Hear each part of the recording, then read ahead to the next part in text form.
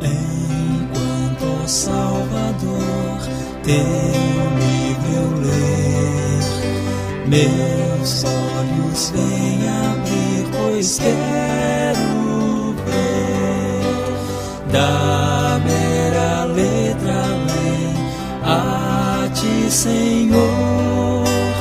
Eu venho a ti, Jesus, meu Redentor. À beira-mar, Jesus, partiste o pão, satisfazendo ali a multidão. Davi do pão és tu, vem, pois assim satisfazer, Senhor, a mim.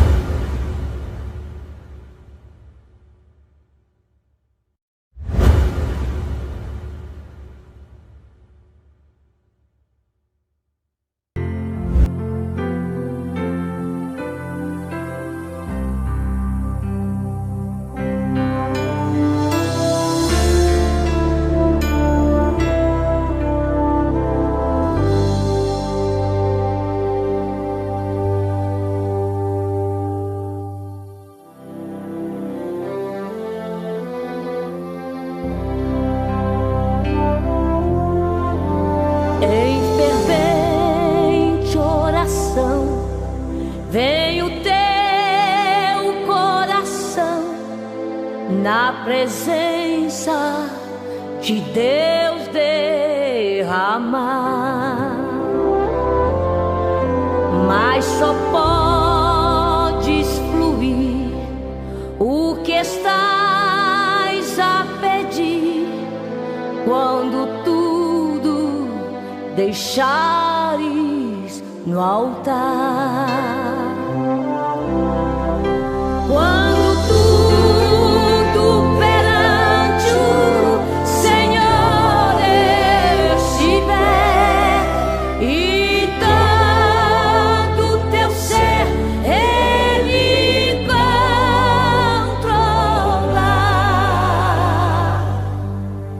Só então hás de ver que o Senhor tem poder quando tudo deixares no altar.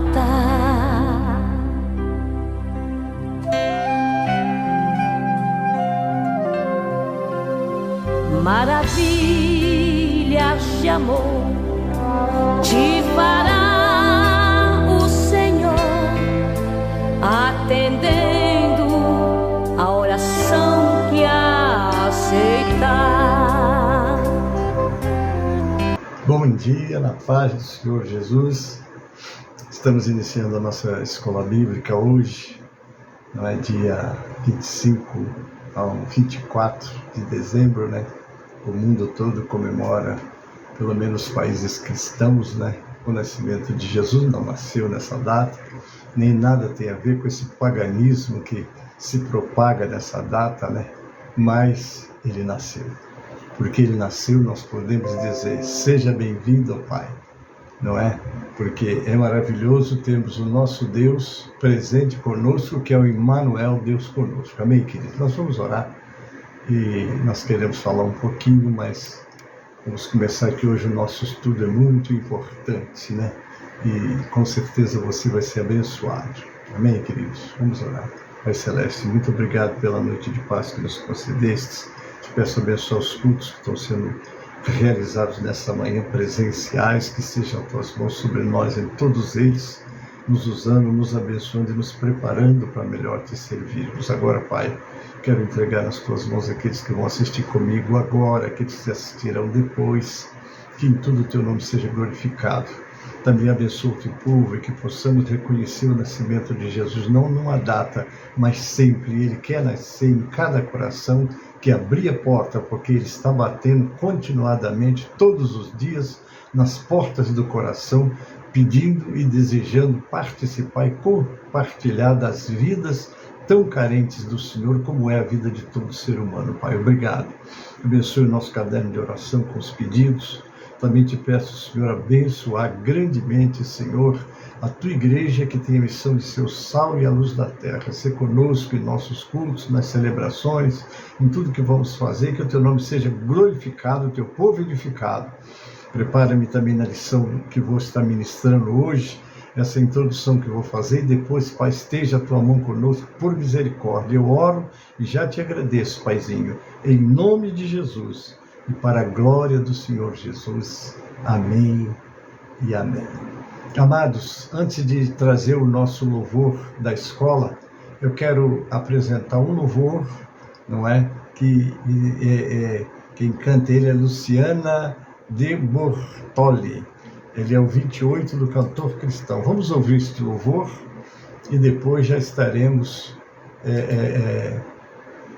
adorando o Senhor com o louvor da nossa escola. Amém? Vamos ouvir.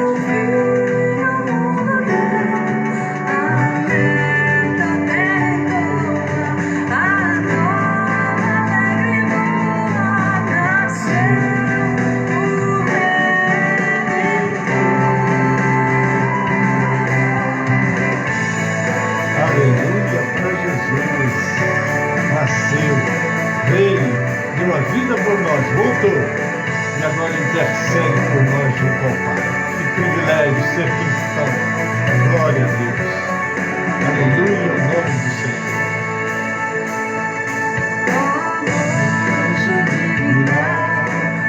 Amor celestial, quem pode te sondar? Porque o outro igual, construída multidão, ousado e cruel, nascido o Redentor. Nasceu o Redentor, nasceu o Redentor, eterno Pai do céu, seu Filho Deus, alerta a terra e toda, a nova alegre e boa, nasceu o Redentor.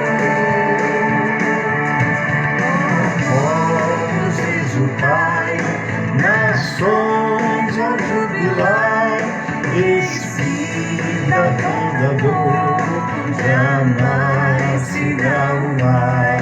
A Virgem deu a luz, a Deus glorificar, nasceu no Redentor. Aleluia.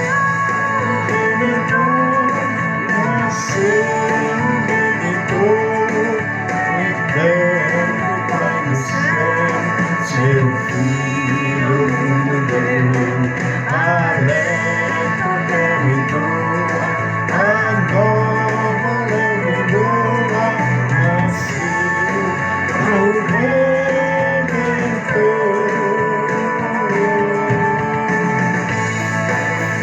Glória a Deus, glória a Jesus.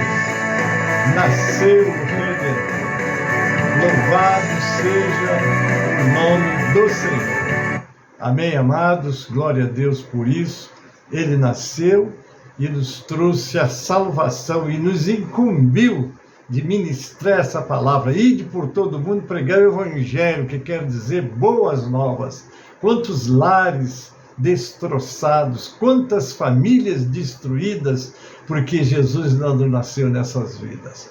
De hoje para amanhã está sendo comemorado o nascimento de Jesus, mas poucos param para analisar o que e o porquê que ele nasceu. Veio buscar e salvar o que se havia perdido.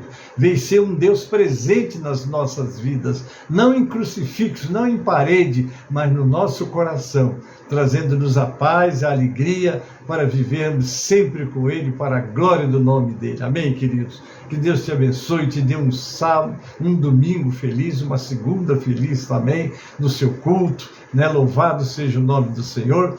Mas nós agora vamos entrar na nossa aula, na nossa escola, e para tanto te convido para nós adorarmos o Senhor com o nosso cântico da escola, que é o 545 do cantor cristão. Vamos entrar na nossa escola propriamente dita.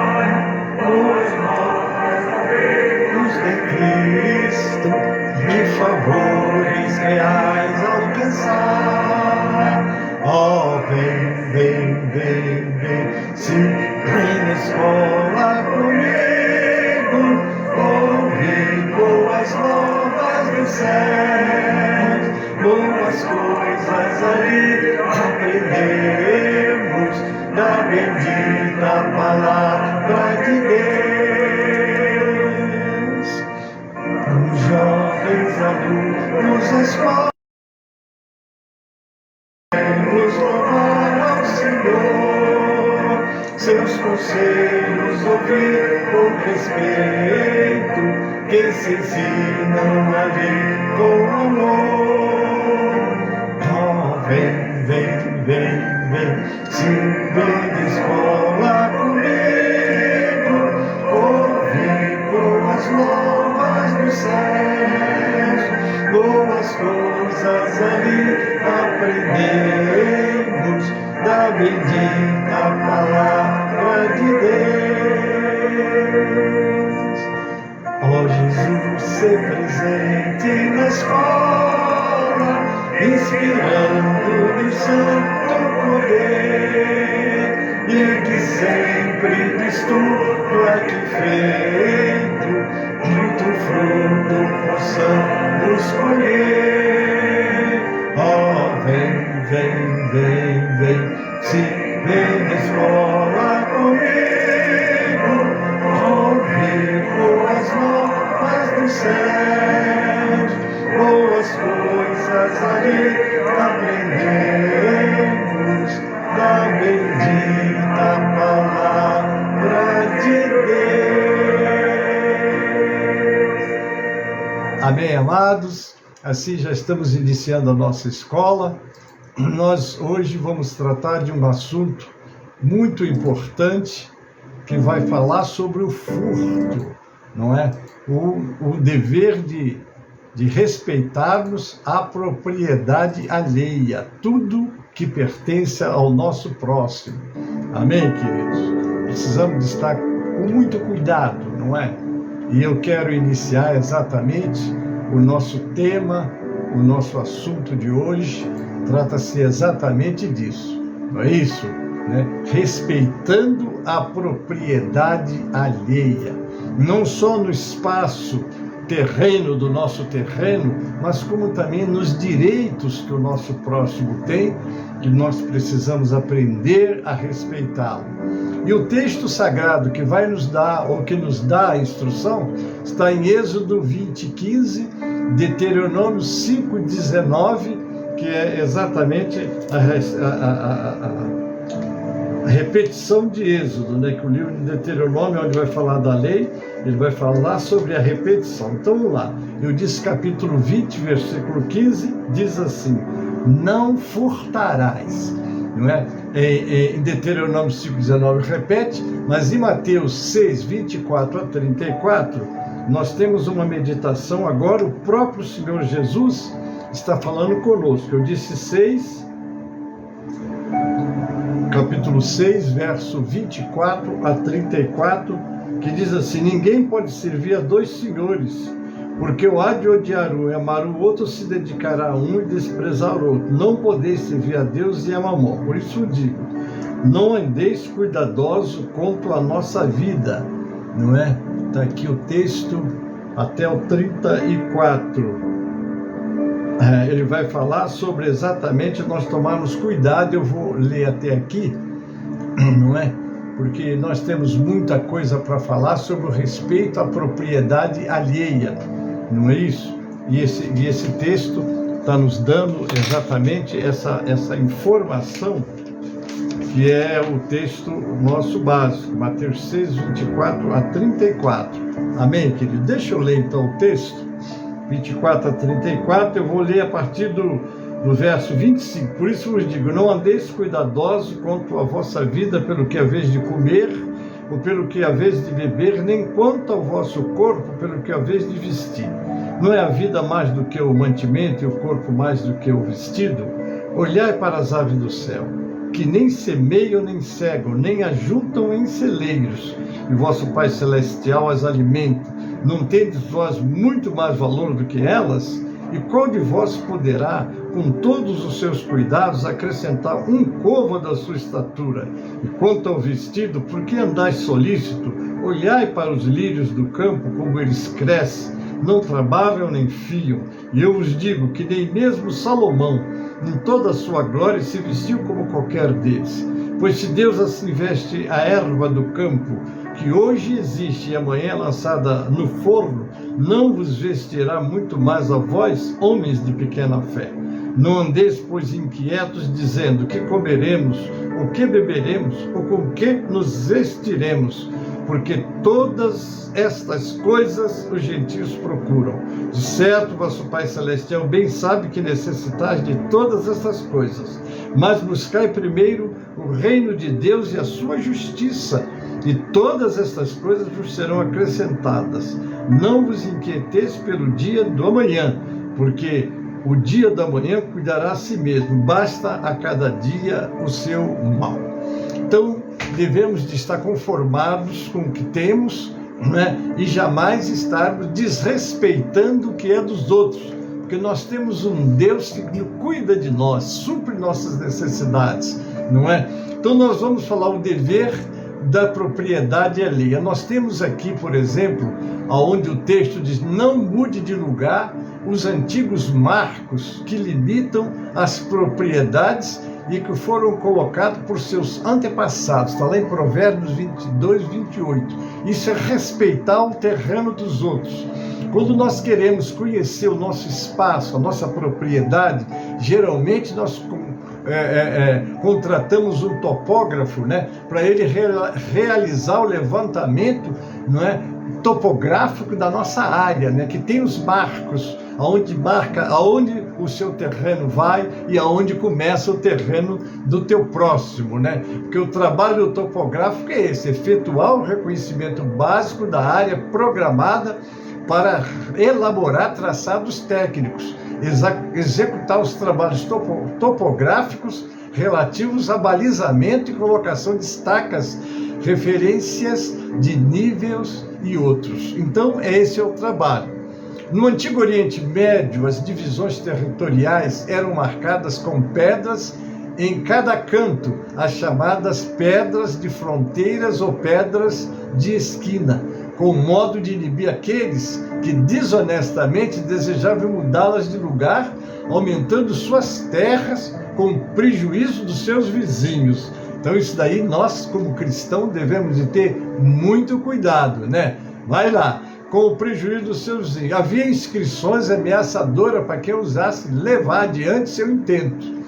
Então, em uma época de superstições e de adoração de muitos deuses falsos, era preciso ter muita coragem para roubar a terra, mudando seu marco, além de ter pouco caráter. Então aqui está o cristão, ele é uma nova criatura, ele deve se contentar com o seu espaço e jamais interferir no espaço alheio.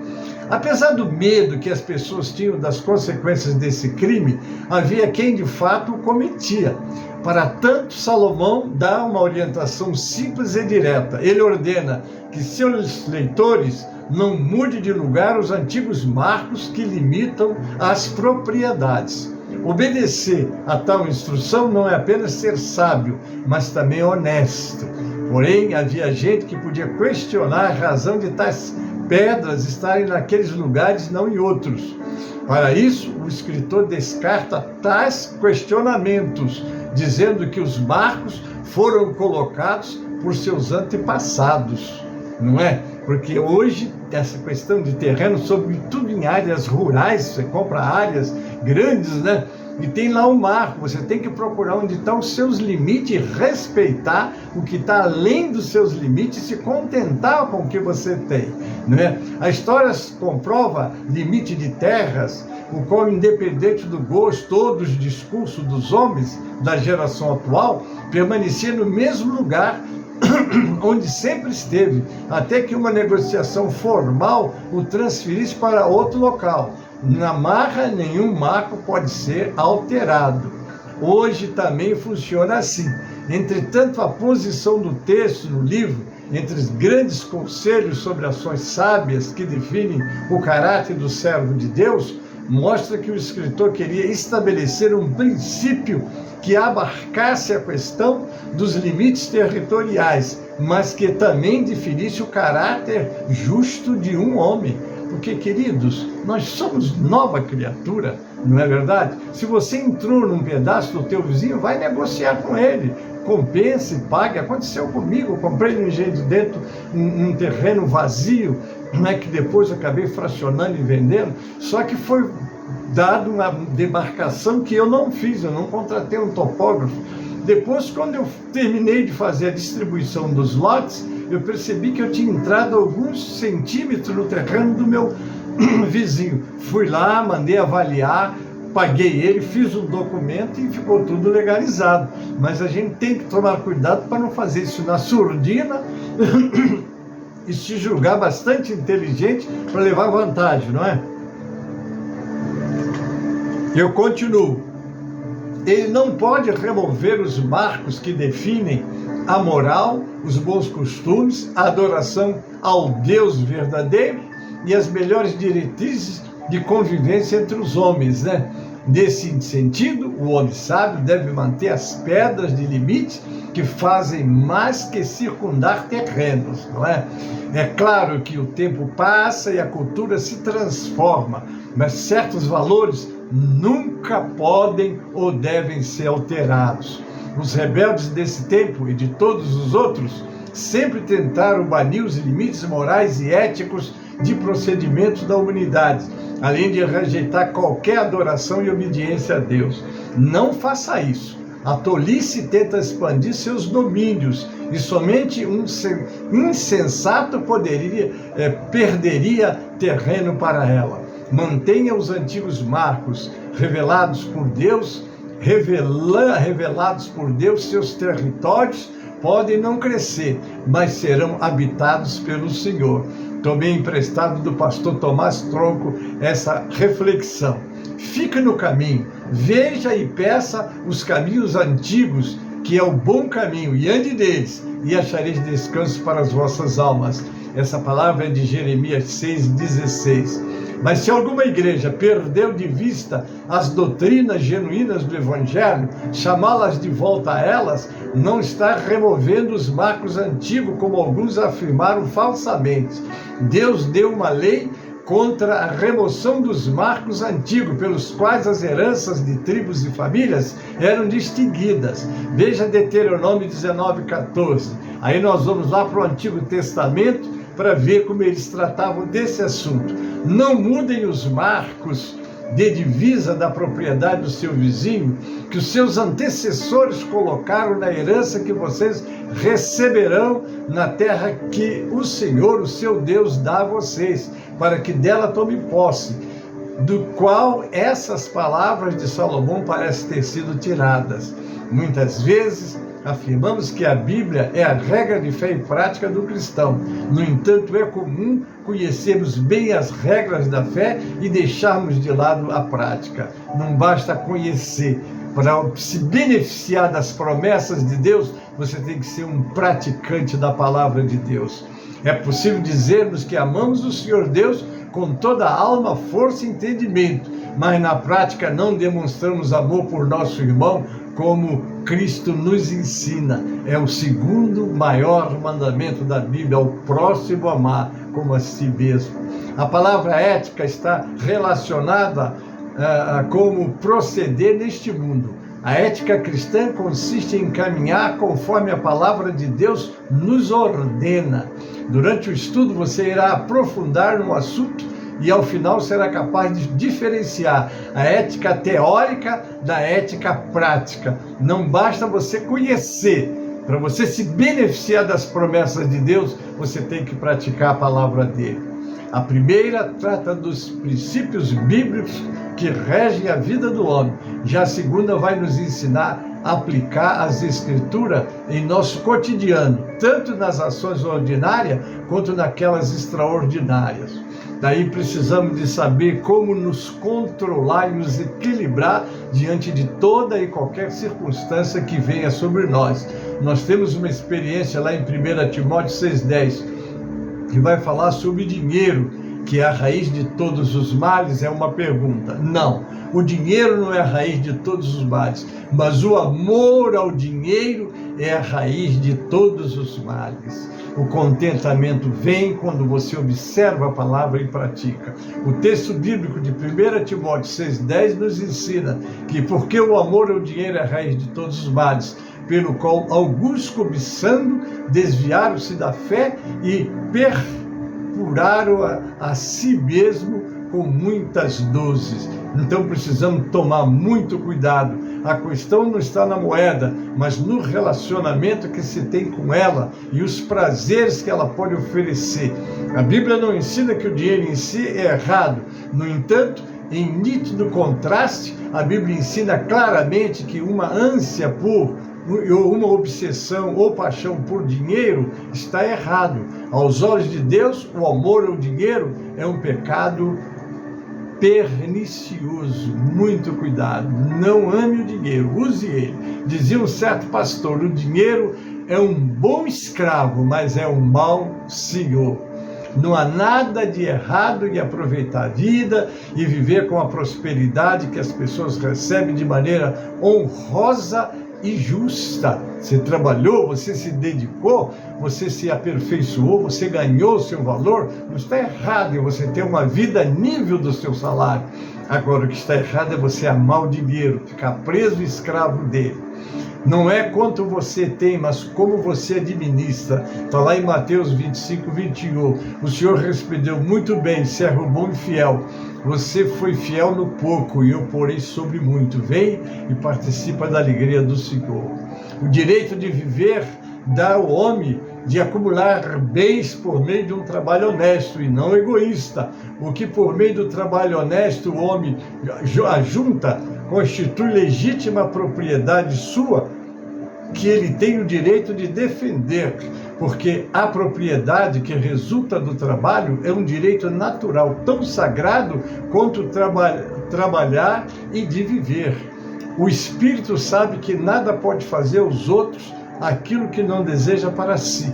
Portanto, deve respeitar em qualquer circunstância a propriedade alheia, não prejudicando alguém em seus direitos adquiridos. Você gosta de ser respeitado no que você possui, então você também deve respeitar o que os outros possuem.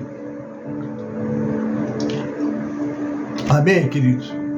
Não pisar em um gramado público, não estragar flores dos jardins, não danificar móveis ou materiais escolares que frequenta, não rabiscar paredes, muros, encolerizar animais ou destruir plantas, danificar coletivos que não são úteis. Tudo isto é respeito à propriedade alheia.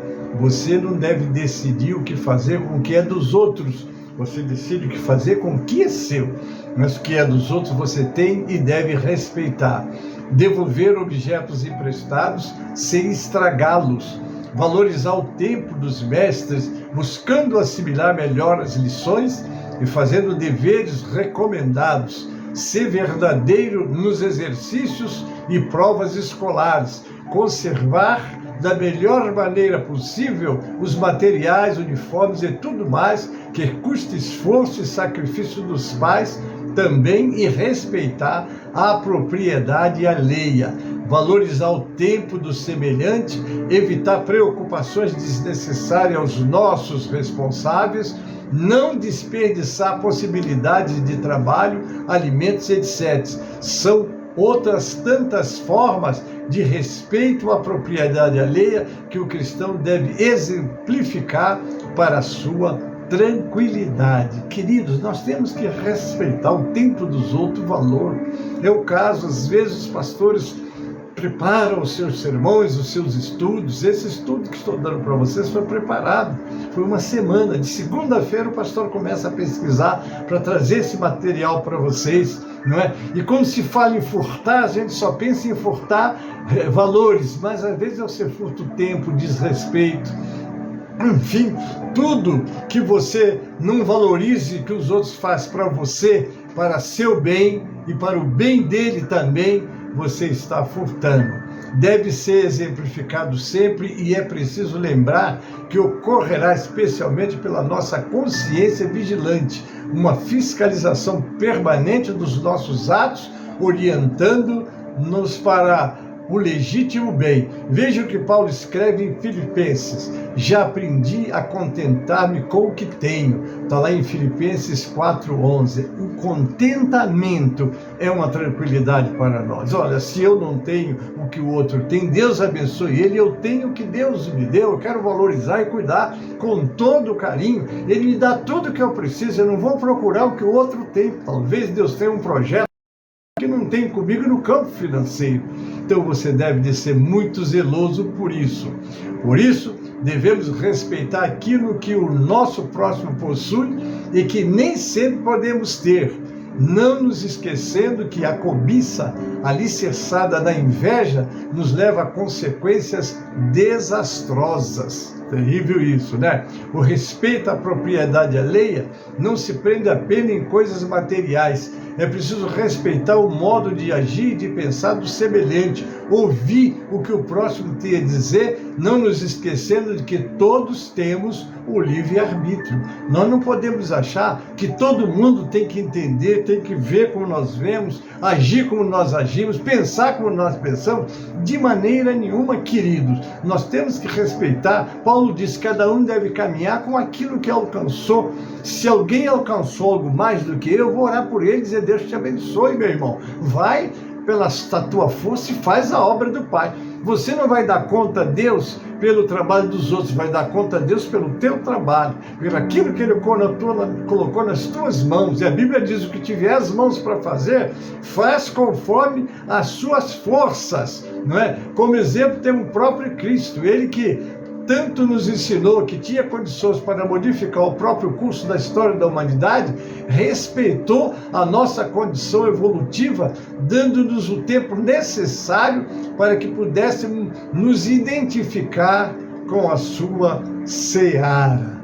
Amém, queridos? Eu vou dar essa aula em 2 tempos, eu já vou parar aqui agora, né? Quero agradecer você que está comigo até esse momento, que Deus te abençoe. Eu sei que você hoje tem um trabalho especial na tua igreja, nós também temos na nossa, graças a Deus, mas que vocês sejam muito abençoados.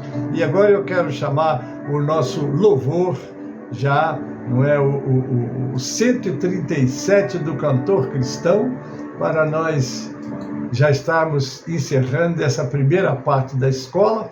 E no próximo domingo nós damos continuidade. Você tem muito para aprender. Vai ficar para o próximo domingo. 137 do Cantor Cristão. Vamos adorar o Senhor agora.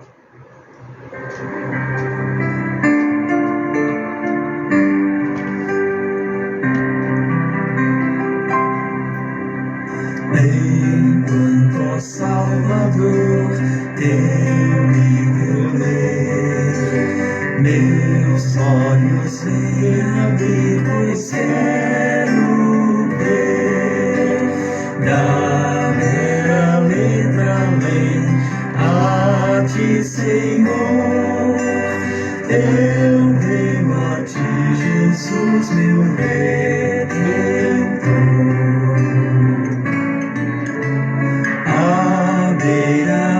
Jesus, partiste o pão, satisfazendo ali a multidão. Davi do pão és tu, vem pois assim satisfazer, Senhor, a mim, a mim. Amém, amados? Está aí a nossa escola, o nosso assunto. Domingo próximo nós damos continuidade. Com certeza você vai completar muito sobre não furtar, não é? Nós sempre pensamos em valores materiais, mas existem procedimentos também que nós estamos furtando o direito do nosso próximo. Amém, queridos? Queria conhecer os aniversariantes desta semana e parabenizar todos com o Salmo 90, versículo 12, ensina-nos a contar os nossos dias de tal maneira que alcancemos corações sábios. Parabéns, Deus te abençoe e te guarde, e que você possa repetir essas datas por muitos e muitos anos, nos pés do Senhor, com sabedoria para contar os dias. Amém? Vamos orar. Deus vos abençoe e vos guarde, e que em tudo você seja muito abençoado, e que tudo corra nesses dias que o mundo está em festa. Nós também temos alguma coisa. Nós vamos fazer tudo com prudência e colocando o Senhor Jesus em primeiro lugar em tudo que fazemos. Amém, queridos? Vamos orar. Pai Celeste, obrigado por essa escola, por esses momentos que passamos com os teus filhos. Abençoe os lares, as famílias, os mais carentes. Não deixe que lhes falte o pão, nem eles tenham a dificuldade de se alegrar contigo. Pai, abençoa, te peço. Entrego nas tuas mãos aqueles que completaram anos, aniversário. Abençoa grandemente, que eles possam, ó Deus, continuar na tua presença, contando os seus dias com sabedoria. Prepara-nos para todo o dia, toda a semana, e que o Senhor nos prepare e nos abençoe. Eu oro com agradecimento, Pai, em nome de Jesus, para a glória do Senhor Jesus. Amém e amém. A graça do Senhor Jesus e o amor de Deus, o nosso Pai, a comunhão e as consolações do Espírito Santo seja convosco, amados, e com todo o povo de Deus que está na terra. Amém e amém.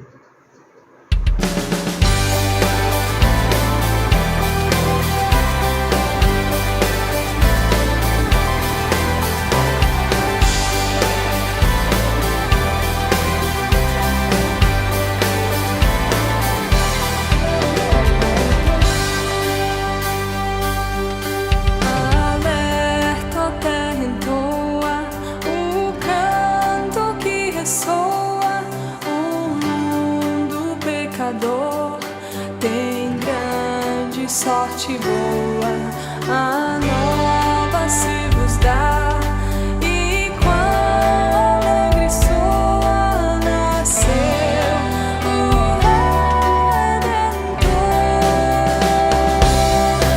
Nasceu o Redentor, nasceu o Redentor, o eterno Pai do céu.